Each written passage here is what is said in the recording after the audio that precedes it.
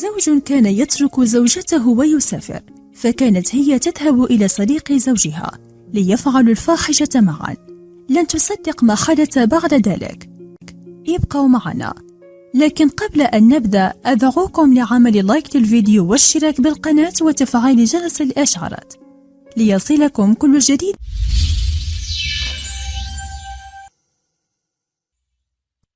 يقول الزوج صاحب القصة: أنا متزوج منذ 3 سنوات وأغيب عن زوجتي كثيرا بسبب العمل خارج البلاد، وقد كان لنا جار مقرب إلينا كثيرا، وزوجتي كانت صديقة زوجته، وكنا نتبادل الزيارات فيما بيننا.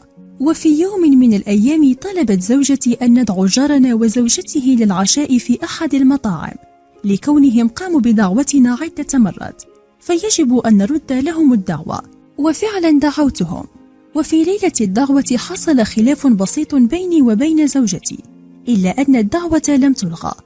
وعندما كنا جالسين في المطعم سألني جاري عن سبب الخلاف مع زوجتي، وعندما فتح هو هاتفه رأيت اسم زوجتي مكتوب به ضمن الأسماء التي قد اتصلت به مؤخرا، واستغربت كثيرا لمعرفته بالخلاف، وكذلك اسم زوجتي الصريح في هاتفه، إضافة إلى أن زوجتي قد وضعت كلمة سر في هاتفها مؤخرا. فبدأ الشك يساورني ويدخل عقلي. وذات مرة وبالصدفة عدت إلى منزلي في وقت مبكر عن المعتاد لأجد زوجتي في المنزل مع جارنا في وضع مخيل للحياة. بصراحة لم أنطق بكلمة، ولم أصب بصدمة كبيرة جدا لأنني كنت أتوقع ذلك، فرفعت دعوى طلاق على زوجتي، وتم الطلاق بسرعة حقا وبدون مشاكل لخوفها الكبير من الفضيحة. وشكرت الله أنه لم يرزقني بأطفال مع تلك الخائنة، ولكونه خلصني منها. فانتقلت للعيش بأوروبا، وبدأت حياتي هناك من جديد مع امرأة أخرى، وللآن معها 3 أطفال والحمد لله.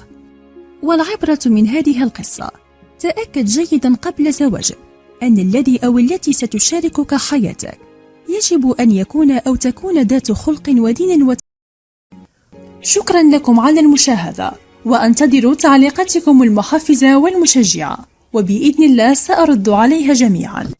ويمكنكم أيضا مشاهدة فيديوهاتنا السابقة